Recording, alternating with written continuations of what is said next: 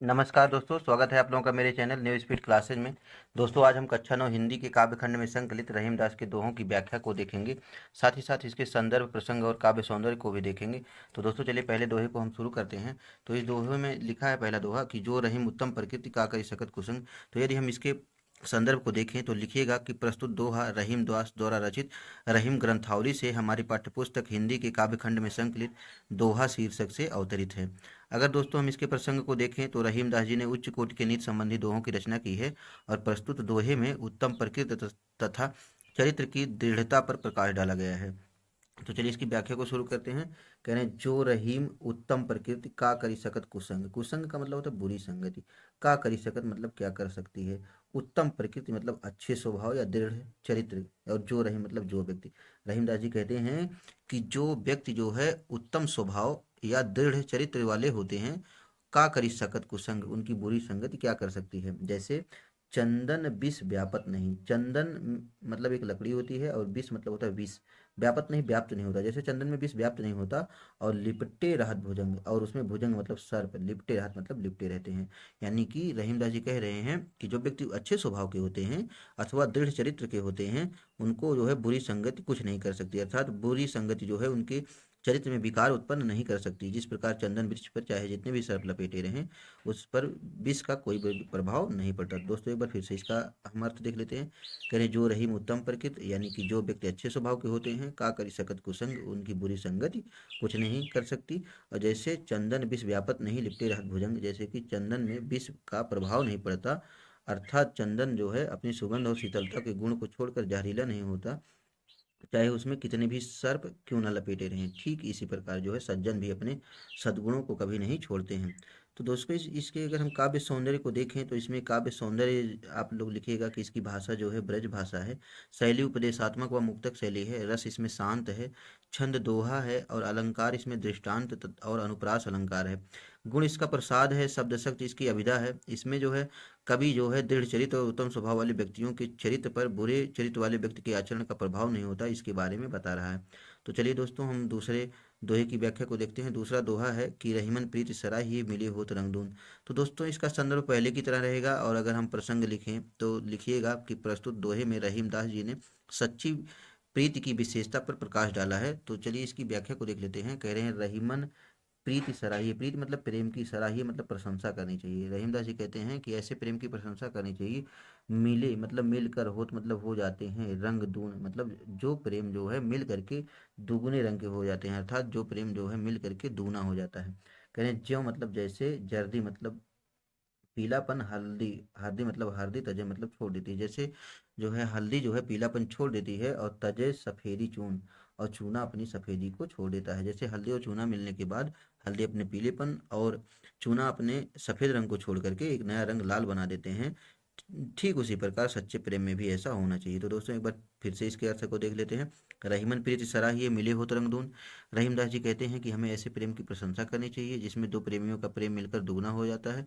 अर्थात जो है प्रेमी और दोनों प्रेमी अपना अपना अस्तित्व भूल करके एक दूसरे में समाहित हो जाते हैं। जैसे जर्दी हरदी तजे तजे सफेदी चून, जैसे कि हल्दी पीली होती है और चूना सफेद, परंतु दोनों मिलकर एक नया रंग जो है लाल रंग बना देते हैं। और हल्दी अपने पीलेपन को और चूना अपनी सफेदी को छोड़कर एक रूप हो जाते हैं। अर्थात सच्चे प्रेम में भी ऐसा ही होता है। तो दोस्तों, इसके काव्य सौंदर्य को देखें तो इसमें जो है रहीमदास जी ने सच्चे प्रेम के स्वरूप के बारे में बताया है। और दोनों प्रेमियों को स्वयं का अस्तित्व भुलाकर एक रूप हो जाने की बात इन्होंने की है। भाषा इसमें ब्रज भाषा है और शैली इसकी मुक्तक शैली है। रस इसका शांत है। छंद दोहा है और अलंकार अनुप्रास और दृष्टांत अलंकार है। गुण इसका प्रसाद है। और अगर हम इसके भाव साम्य को देखें तो इसमें कबीर दास की एक लाइन है, प्रेम गली अतिशा करी तामे दोना समाय, ये उससे कुछ मिलता जुलता है। तो चलिए दोस्तों, हम तीसरे की जो है व्याख्या को देखते हैं। तीसरे की व्याख्या देखने के पहले हम इसके प्रसंग को देख लेते हैं। आप प्रसंग में लिखिएगा कि प्रस्तुत दोहे में रहीम दास जी ने सज्जनों के महत्व पर विचार प्रकट किया है।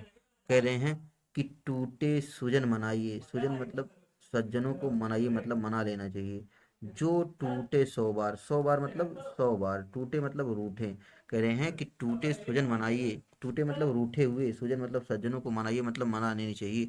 जो टूटे 100 बार, यानी कि यदि वे 100 बार भी क्यों ना नाराज हों। कह रहे हैं कि रहीमन फिर पोई ये टूटे मुक्ताहार। टूटे मुक्ताहार, मुक्ताहार मतलब होता है मोतियों के हार को, टूटे मतलब टूटे हुए। जैसे आप टूटे हुए मोतियों के हार को फिर पोइए, बार बार पिरो लेते हैं। यानी कि रहीमदास जी कहते हैं कि टूटे यानी कि रूठे सज्जनों को जो है शीघ्र मना लेने चाहिए, भले ही वे 100 बार क्यों ना नाराज हो जाएं। जैसे कि आप टूटे हुए मोतियों के हार को बार बार टूट जाने पर उसे पिरो लेते हैं, उसी प्रकार सज्जनों को भी अतिशीघ्र मना लेना चाहिए। तो एक बार फिर से इसका अर्थ देख लेते हैं। कह रहे हैं टूटे सुजन मनाइए जो टूटे 100 बार। रहीमदास जी कहते हैं कि हमें रूठे हुए सज्जनों को मना लेना चाहिए, चाहे वे 100 बार ही क्यों ना नाराज हों। कह रहे हैं रहीमन फिर पोई ये टूटे मुक्ताहार। ठीक उसी प्रकार जैसे हम टूटे हुए मोतियों के हार को बार बार टूटने पर पिरो लेते हैं। तो दोस्तों अगर हम इसके काव्यगत सौंदर्य को देखें तो यहाँ पर रहीमदास जी ने सज्जन व्यक्तियों को मोती के समान जो है बहुमूल्य माना है और उनका साथ बनाए रखने पर परामर्श दिया है। इसमें भाषा जो है ब्रज भाषा है और शैली मुक्तक है, रस शांत है, छंद इसमें दोहा है और अलंकार अगर हम देखें तो अनुप्रास, दृष्टांत और पुनरुक्ति प्रकाश अलंकार है। गुण इसमें प्रसाद गुण है और भाव साम्य जो है ये तुलसीदास के द्वारा रचित एक लाइन, बिनु सत्संग विवेक न होई, राम कृपा बिनु सुलभ न कोई, इससे कुछ मिलता जुलता है। तो चलिए दोस्तों आगे चौथे की हम दोहे की व्याख्या देखते हैं। चौथे दोहे की व्याख्या देखने के पहले हम इसके प्रसंग को देख लेते हैं। तो प्रसंग में है, रहीमदास जी कह रहे हैं कि घर से निकाला जाने वाला व्यक्ति कोई भी हो वो घर के भेद को अवश्य ही खोल देता है। तो चलिए इसकी व्याख्या को देख लेते हैं। कह रहे हैं कि रहीमन असूआ नैन ढरे। नैन मतलब आंखों से, ढरी मतलब निकल कर, यानी कि असूआ मतलब आंसू। रहीमदास जी कहते हैं कि आंखों के आंसू आंखों से निकल करके जी दुख प्रकट करे। जी मतलब हृदय के, दुख मतलब दुख को प्रकट करे मतलब प्रकट कर देते हैं। रहीमदास जी कह रहे हैं कि आंखों से आंसू निकल करके आपके अंदर के दुख को क्या कर देते हैं, प्रकट कर देते हैं। जा ही निकारो गेह दे, जिस प्रकार जिसको निकारो मतलब निकाल दो, गेह दे मतलब घर से, कस न भेद कह दे, वो घर के भेद को कस ना मतलब कह दे, क्यों ना कह दे। ये तो दोस्तों रहीमदास जी कह रहे हैं कि जिस प्रकार आंखों से आंसू निकल के मन के सारे दुख को प्रकट कर देते हैं, उसी प्रकार घर से निकाला व्यक्ति भी है घर के सारे भेद को क्यों ना कह देगा।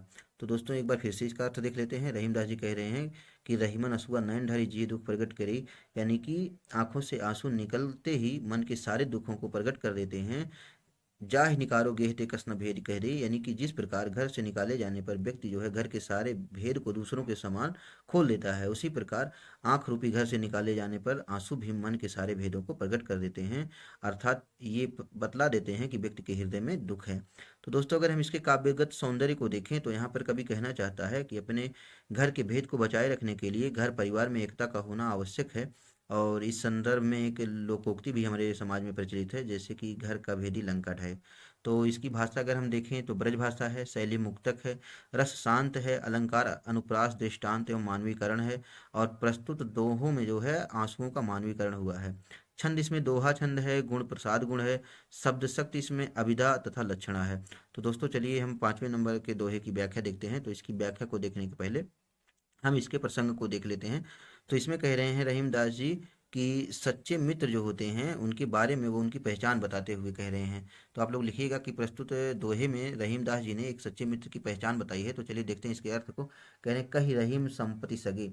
रहीमदास जी कही मतलब कहते हैं कि संपत्ति के सगे मतलब इस संसार के सभी लोग जो है पैसे के मतलब संबंधी होते हैं। और बनत बहुत बहुरीत, और बनत मतलब बनते हैं, बहुत मतलब बहुत से मित्र, बहुरीत मतलब बहुत तरीके से। यानी कि रहीमदास जी कहते हैं कि जब व्यक्ति के पास संपत्ति होती है तो लोग अनेक तरह से जो है उसके सगे संबंधी बन जाते हैं। आगे रहीमदास जी कहते हैं कि विपत्ति कसौटी जे कसे, यानी विपत्ति की कसौटी पर जे कसे मतलब जो खरा उतरता है, ते ही मतलब वह ही साँचे मित्र सच्चा मित्र होता है। यानी कि रहीमदास जी कहते हैं कि जो व्यक्ति विपत्ति के समय भी मित्रता नहीं छोड़ते वे ही सच्चे मित्र होते हैं, अर्थात कि सच्चा मित्र जो है विपत्ति की कसौटी पर सदैव खरा उतरता है। तो एक बार फिर से इसके अर्थ को देख लेते हैं। रहीमदास जी कहते हैं कहीं रहीम संपत्ति सगे बनत बहुत बहुरीत। रहीमदास जी कहते हैं कि जब व्यक्ति के पास संपत्ति होती है तो अनेक लोग तरह तरह से उसके सगे संबंधी बन जाते हैं। कह रहे हैं विपत्ति कसौटी जे कसे ते ही साँचे मित्र, लेकिन जो विपत्ति के समय भी मित्रता नहीं छोड़ते वे ही सच्चे मित्र होते हैं, अर्थात सच्चा मित्र विपत्ति में हमेशा खरा उतरता है।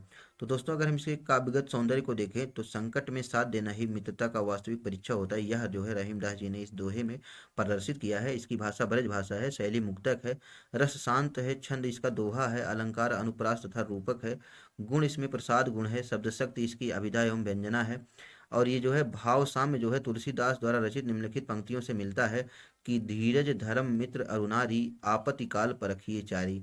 तो दोस्तों चलिए हम आगे की दोहे की व्याख्या देखते हैं। इसमें जो है हम इसके प्रसंग को देख लेते हैं। तो प्रसंग में जो है प्रस्तुत दोहे में रहीमदास जी ने एक मछली के माध्यम से सच्चे प्रेम के आदर्श को बतलाया है। तो ये चलिए इसके हम अर्थ को देखते हैं। जाल परे जल जात बही, रहीमदास जी कहते हैं कि जाल परे, जाल पड़ने पर जल जात बही मतलब पानी, जात बही मतलब बह जाता है।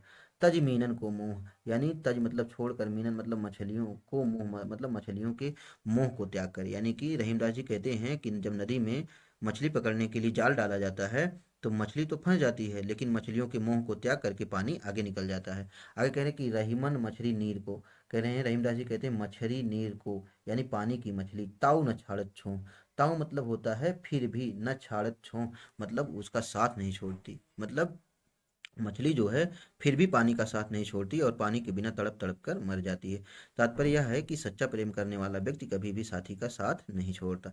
तो दोस्तों हम इसके अर्थ को एक बार फिर से देख लेते हैं कि जाल परे जल जाति भाई, रहीमदास जी कहते हैं कि जब मछली पकड़ने के लिए नदी में जाल डाला जाता है तो मछली तो जाल में फंस जाती है, कह रहे हैं।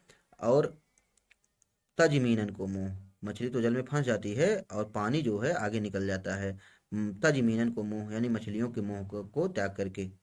आगे कह रहे हैं कि रहीमन मछली नीर को ताऊ न छाड़त छो, कह रहे हैं कि जो पानी की मछली होती है वह फिर भी जल के मोह को, प्रेम को नहीं छोड़ती, भले ही जल के बिना तड़प तड़प कर मर जाती है। अर्थात सच्चा प्रेम करने वाला व्यक्ति जो है कभी भी साथी का साथ नहीं छोड़ता है। तो इसके काव्यगत सौंदर्य को देखें तो यहाँ पर कवि ने मछली के प्रेम द्वारा सच्चे प्रेम के आदर्श स्वरूप को प्रदर्शित किया है। और इसकी भाषा जो है ब्रज भाषा है, इसकी शैली मुक्तक है, रस इसमें शांत है, छंद इसमें दोहा प्रयोग किया गया है, अलंकार अन्योक्ति और अनुप्रास अलंकार है, इसमें गुण प्रसाद गुण है, शब्द शक्ति इसकी अभिधा एवं व्यंजना है।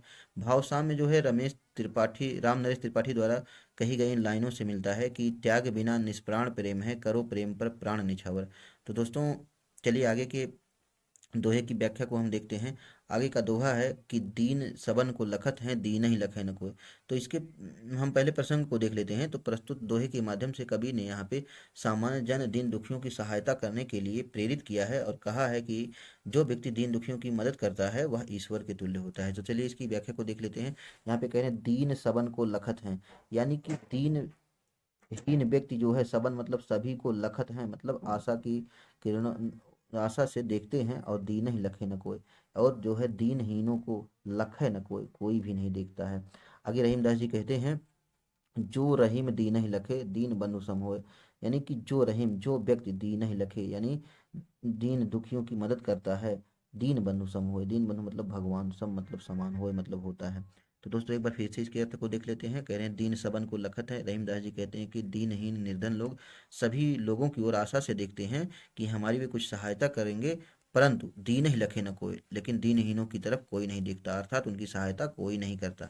जो रहीम दीन ही लखे दीन बंधु सम होए, रहीमदास जी कहते हैं कि जो दीनों की ओर देखता है अर्थात उनकी सहायता करता है, दीन बंधु सम होए, वह जो है उनके लिए भगवान के समान होता है। तो दोस्तों इसके काव्यगत सौंदर्य को देखें तो इसमें रहीमदास जी कह रहे हैं कि हम सभी को दीन दुखियों की सहायता करनी चाहिए, और इसी भाव की इन्होंने इसमें अभिव्यक्ति दी है। इसमें भाषा जो है ब्रज है, शैली मुक्तक है, छंद जो है दोहा है, रस इसमें शांत रस प्रयोग किया गया है, अलंकार उपमा तथा अनुप्रास है, गुण इसमें प्रसाद गुण है, शब्द शक्ति इसकी अभिधा है। तो दोस्तों चलिए आगे की दोहे की व्याख्या देखते हैं। कह रहे हैं कि प्रीतम छवि नयनन बसी पर छवि कहाँ समाये। तो दोस्तों इसके हम प्रसंग को पहले देख लेते हैं। तो प्रस्तुत दोहे में कवि ने जो है ईश्वर के प्रति अपने प्रेम की अनन्यता पर प्रकाश डाला है। वे यहाँ पे रहीमदास जी कहते हैं कि प्रीतम छवि नयनन बसी, यानी कि मेरे जो है प्रीतम का सौंदर्य जो है, नैनन मतलब आंखों में, बसी मतलब समाया हुआ है। कह रहे हैं कि यानी कि प्रीतम की जो छवि है वह मेरी आंखों में समाई हुई है, और पर छवि कहाँ समाए, पर मतलब दूसरे की, छवि मतलब होता है चित्र, कहाँ समाए मतलब कहाँ समा सकती है, यानी कि दूसरे की, किसी और दूसरे के लिए इन आंखों में अब कोई स्थान नहीं है। ठीक उसी प्रकार जिस प्रकार भरी सराय रहीम लखी, जिस प्रकार भरी हुई सराय, यात्रियों से भरी हुई सराय, रहीम लख मतलब व्यक्ति देख करके पथिक आप फिर जाए, मतलब पथिक आप मतलब स्वयं ही फिर जाए मतलब वापस चला जाता है। कहने का मतलब ये है कि इस हृदय में ईश्वर की भक्ति उत्पन्न हो जाने पर अन्य मोह स्वतः समाप्त हो जाते हैं। एक बार फिर से इसका अर्थ देख लेते हैं। रहीमदास जी कहते हैं कि प्रीतम छवि नयनन बसी, यानी कि परमात्मा की, मेरे प्रीतम की छवि जो है, सौंदर्य जो है मेरी आंखों में समाई हुई है, पर छवि कहाँ समाये। कहने दूसरे के छवि के लिए, सौंदर्य के लिए इन नेत्रों में कोई भी स्थान नहीं है। ठीक उसी प्रकार जिस प्रकार भरी सराय रहीम लगे, यानी कि यात्रियों से भरी सराय को जो है पथिक देख करके आप फिर जाए, स्वयं ही अन्यत्र लौट कर चला जाता है। अर्थात जो है जब किसी व्यक्ति के हृदय में जो है ईश्वर की प्रतिभक्ति उत्पन्न हो जाती है तो अन्य मोह स्वयं ही समाप्त हो जाते हैं। तो इसके काव्यगत सौंदर्य को देखें तो इसके माध्यम से रहीमदास जी कहते हैं कि किसी व्यक्ति का प्रेम जो है एकनिष्ठ होना चाहिए। और इसकी भाषा इसमें प्रयोग की है इन्होंने ब्रज भाषा, और इसकी शैली मुक्तक है। रस इसमें श्रृंगार तथा शांत है। छंद इसमें दोहा प्रयोग किया गया है। अलंकार अगर हम देखें तो अनुप्रास एवं दृष्टांत अलंकार है। गुण इसमें प्रसाद गुण है। शब्द शक्ति इसकी अभिधा है। और इसका भावसाम्य जो है कबीर दास जी के इन पंक्तियों से मिलता है कि जब लग नाता जगत का तब लग। चलिए दोस्तों, दूसरे दूसरे दोहे की व्याख्या को देखते हैं। दूसरा दोहा है, रहीमन धागा प्रेम का मत तोड़ियो चटकाए, टूटे से फिर ना जुड़े जुड़े गांठ पर ये।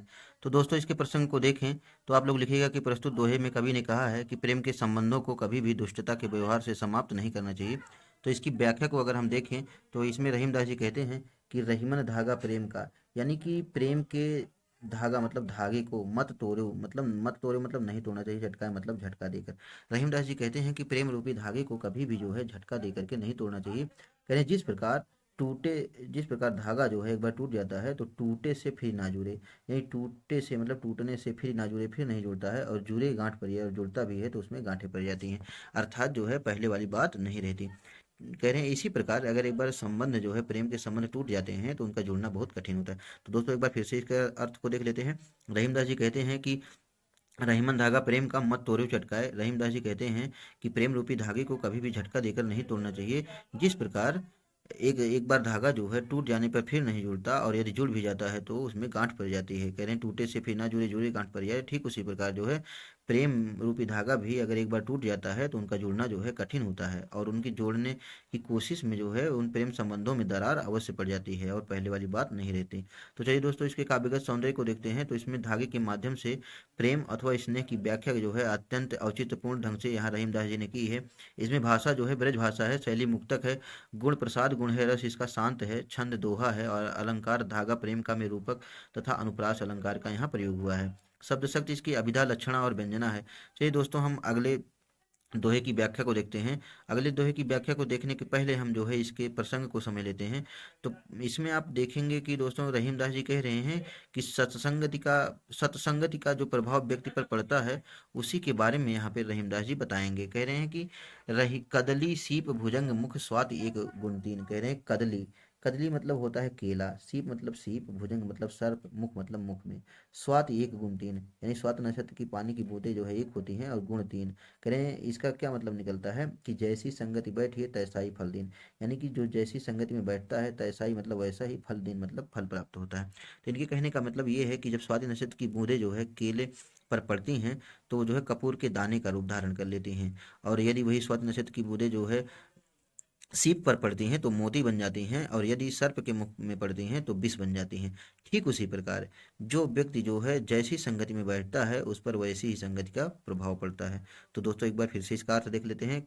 कदली सीप भुजंग मुख स्वाति एक गुण तीन। कह रहे हैं रहीमदास जी कि स्वाति एक गुण तीन, यानी कि स्वाति नक्षत्र की बूंदों की पानी जो है एक सा होता है, परंतु उनका प्रभाव अलग अलग होता है। कह रहे हैं कदली सीप, यानी कि कदली मतलब केले में जब वो पड़ती है तो कपूर की दाने के रूप में बन जाती है, और सीप मतलब जब सीप में पड़ती है तो वो जो है मोती का रूप धारण कर लेती है, और जब सर्प के मुख में पड़ती है तो वो विष बन जाती है। अर्थात जैसी संगति बैठी है तैसा ही फल देन, अर्थात जो व्यक्ति जैसी संगति में बैठता है उसको वैसा ही फल प्राप्त होता है। तो दोस्तों हम इसके काव्य सौंदर्य को देखें तो इसमें संगति का प्रभाव व्यक्ति पर अवश्य पड़ता है। इसके बारे में जो है कवि ने बताया है। इसकी भाषा ब्रज भाषा है, इसकी शैली मुक्तक है, रस इसमें शांत है, छंद इसमें दोहा है, और अलंकार इसमें दृष्टांत और अनुप्रास अलंकार है। गुण अगर हम देखें तो प्रसाद है, शब्द शक्ति इसकी अभिधा है, और भाव साम्य अगर इसके हम देखते हैं तो यह संगत के प्रभाव को एक इस प्रकार भी दर्शाया गया है कि संगत ही गुण उपजे संगत ही गुण जाए। तो दोस्तों ये इसकी व्याख्या थी। चलिए अगले दोहे की हम व्याख्या को देखते हैं। अगला दोहा है हमारा, तरवर फल नहीं खाते हैं, सरवर पिए न पान। तो दोस्तों इसके प्रसंग को देखें तो इसमें जो है कवि रहीम दास जी ने परोपकार की महत्ता का वर्णन किया है। वे कह रहे हैं कि तरवर फल नहीं खाते हैं, सरवर पिए न पान। तरवर मतलब होता है वृक्ष, यानी कि वृक्ष फल नहीं खाते हैं, यानी कि तरवर मतलब वृक्ष फल नहीं खाते हैं, फल नहीं खाते हैं। सरवर मतलब सरोवर, पिए ही न पान, यानी कि और सरोवर जो है पानी को नहीं पीते हैं। कही रहीम परकाज हित, परकाज हित मतलब दूसरे के कार्य के लिए। संपत्ति सचई सुजान, सुजान मतलब संजय सज्जन लोग। संपत्ति सचई मतलब संपत्ति की जो है संचित करते हैं संपत्ति जो है, यानी कि जो सज्जन व्यक्ति होते हैं उनकी संपत्ति जो है परोपकार के लिए ही होती है। तो दोस्तों एक बार फिर से इसके अर्थ को देख लेते हैं। कह रहे हैं तरवर फल नहीं खाते हैं, सरवर पिए ही न पान। रहीमदास जी कहते हैं कि वृक्ष अपने फल को स्वयं नहीं खाते, और सरवर पिए ही न पान, और सरोवर जो है अपनी पानी को स्वयं नहीं पीता, अर्थात इनके फल और जल का उपयोग तो दूसरे लोग ही करते हैं। ठीक इसी प्रकार रहीम परकाज हित संपत्ति सचई सुजान, संपत्ति मतलब होता है संपत्ति, सच ही मतलब होता है संचित करते हैं, सुजान मतलब सज्जन लोग। कह रहे हैं ठीक इसी प्रकार जो है सज्जन लोग अपनी संपत्ति जो है संचित करते हैं पर काज हित मतलब दूसरों के हित के लिए। तो दोस्तों अगर हम इसके काव्य सौंदर्य को देखें तो इसमें वृक्ष और तालाब के माध्यम से कवि ने मानव को परोपकार की प्रेरणा प्रदान की है। इसमें भाषा जो है ब्रज भाषा है, शैली मुक्तक है, रस शांत है, छंद इसमें दोहा है, और अलंकार अगर हम देखें तो संपत्ति सचई सुजान में अनुप्रास अलंकार और रूपक अलंकार है। गुण अगर हम इसमें देखें तो प्रसाद गुण है, शब्द शक्ति इसकी अभिधा है, भाव साम्य इसका परोपकाराय सताम विभूषतय में यही जो है प्रकट हुआ है। तो दोस्तों ये था इसका अर्थ। चलिए हम अगले दोहे का अर्थ को देखते हैं। तो इसके इस दोहे के अर्थ को देखने के पहले हम जो है इसके प्रसंग को जान लेते हैं। तो इसके प्रसंग में कवि कहता है कि समय और आवश्यकता के अनुसार प्रत्येक वस्तु का महत्व होता है, चाहे वह बहुत ही मामूली क्यों ना हो। रहीमदास जी कहते हैं कि रहीमन देख बड़ेन को लघु न दीजे डारी। कह रहे हैं कि देख मतलब देख करके, बड़ेन मतलब बड़ों को, लघु मतलब छोटों को, दीजे डारी मतलब छोटों को, डारी मतलब होता है तिरस्कृत नहीं करना चाहिए। रहीमदास जी कहते हैं कि बड़े लोगों को देख करके लघु मतलब छोटों को, छोटों का जो है निरादर नहीं करना चाहिए। आगे कह रहे हैं कि जहाँ काम आवे सुई कहाँ करे तलवारी। कह रहे हैं कि जहाँ काम आवे सुई, यानी कि जहाँ सुई काम आती है कहाँ करे तलवार, यानी कि वहां पर तलवार क्या कर सकता है। अर्थात कभी कभी जो है छोटी चीजें भी समय आने पर बड़े काम की होती हैं। तो दोस्तों हम इसके अर्थ को फिर से देख लेते हैं। रहीमदास जी कहते हैं कि रहीमन देख बड़ेन को लघु न डीजे डारी। रहीमदास जी कहते हैं कि हमें बड़े लोगों को देखकर छोटों का निरादर नहीं करना चाहिए। और जहाँ काम आवे सुई कहाँ करे तलवारी, कह रहे हैं कि जहाँ पर सुई काम आती है उस स्थान पर तलवार कोई काम नहीं कर सकती।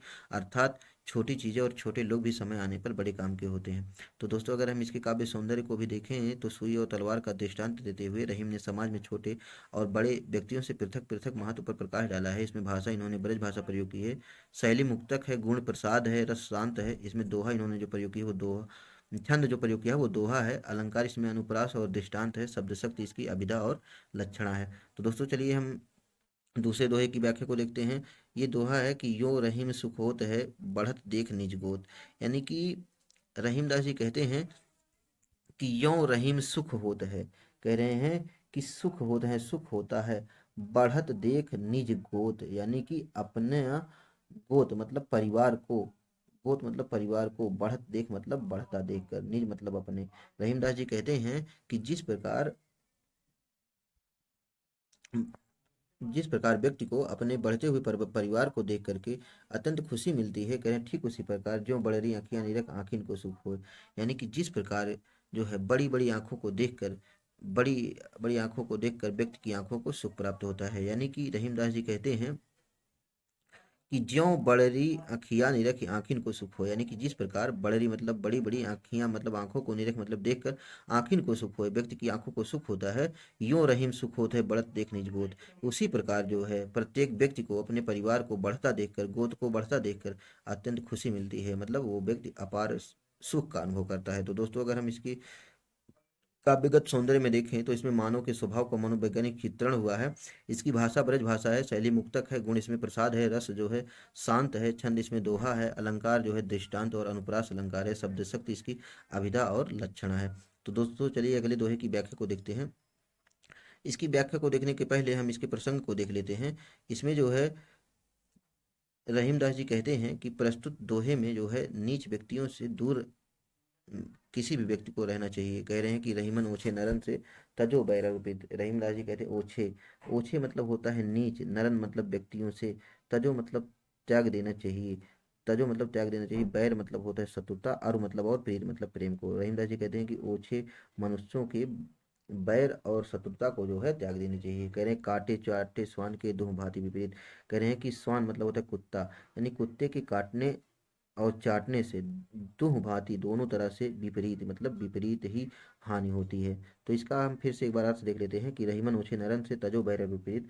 रहीमदास जी कहते हैं कि हमें तुच्छ विचार वाले और नीच मनुष्यों से प्रेम और द्वेष नहीं करना चाहिए और उनसे किसी प्रकार का संबंध नहीं रखना चाहिए, क्योंकि दोनों ही प्रकार से हमें जो है हानि होने की संभावना रहती है। जिस प्रकार काटे चाटे श्वान के दुह भांति विपरीत, जिस प्रकार कुत्ते के काट लेने से पीड़ा होती है, विष फैलता है और जो है उसके चाट लेने के कारण अपवित्रता हो जाती है, आशय यह है कि दोनों प्रकार से ही हमें हानि होती है।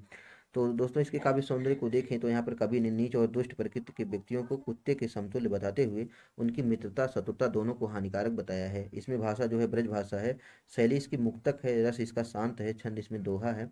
अलंकार अगर हम देखें तो दृष्टांत और अनुप्रास अलंकार है, गुण इसमें प्रसाद गुण है, शब्द शक्ति इसकी अभिधा और लक्षणा है, और इसका भाव साम्य जो है किसी का कवि ने अन्यत्र प्रकट किए हैं वो है ये है कि जो नर नीच अहें जग में तिनके संग प्रीति नरारी बढ़ावे, प्रीति में चाट टिके बैर में डांट टिके काम निकारे वे क्यों हरसावे। तो दोस्तों ये थी इसकी व्याख्या। को आप लोगों को ये व्याख्या कैसी लगी, आप लोगों को अगर ये व्याख्या अच्छी लगी हो तो मेरे चैनल को लाइक और सब्सक्राइब कर दीजिएगा। धन्यवाद।